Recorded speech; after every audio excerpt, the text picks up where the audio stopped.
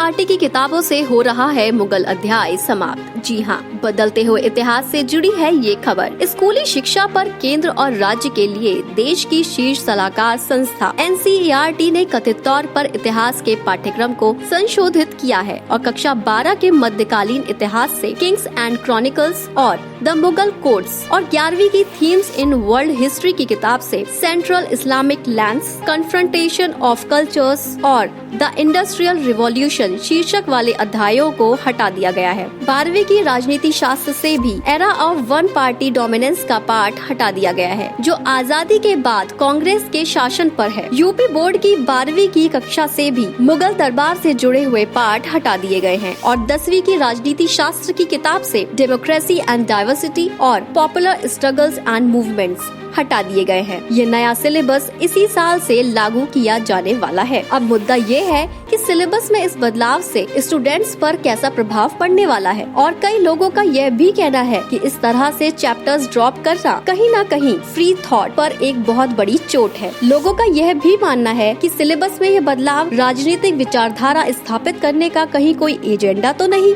सिर्फ एनसीईआरटी ही नहीं, कई राज्यों के बोर्ड से मुगल चैप्टर की शिक्षा हट सकती है, जिसमें शुरुआत उत्तर प्रदेश से होने वाली है। अब सवाल ये है कि इन पाठ को पाठ्यक्रम से हटाए जाने के बाद क्या होगा। जैसे कि इस्लाम का उदय, अगर पाठ हटा दिया जाता है तो छात्रों को इस्लाम से जुड़ी जानकारी कैसे और कहां से मिलेगी कि इस्लाम धर्म का उदय कब और किसके द्वारा हुआ। अब मान लीजिए औद्योगिक क्रांति पाठ हटा दिया जाता है तो औद्योगिक क्रांति कब, कैसे और क्यों हुई, ये जानकारी कहां से मिलेगी। और इसी तरह की तमाम जानकारी से छात्र वंचित न रह जाए। सिलेबस में ये बदलाव राजनीतिक विचारधारा को स्थापित करने का कहीं कोई एजेंडा तो नहीं। कुछ लोगों के द्वारा ऐसा माना जा रहा है, लेकिन क्या सही है और क्या नहीं, ये तो सिर्फ सरकार ही जाने। लेकिन इस बदलाव से छात्रों को किसी प्रकार का कोई नुकसान नहीं होना चाहिए। कहीं वो ऐसी जानकारी से वंचित न रह जाएं, जिसकी जानकारी उनको होना जरूरी है। लेकिन अब यह मामला काफी आगे बढ़ता नजर आ रहा है। अब ये भी खबर सामने आ रही है कि पीएम मोदी से अपील की जा रही है कि ताजमहल और कुतुब मीनार जैसे स्मारकों को ध्वस्त करा दिया जाए। अगर ऐसा होता है तो आने वाली पीढ़ी को पता भी नहीं होगा कि कभी कोई ताजमहल या कुतुब मीनार जैसा कुछ था।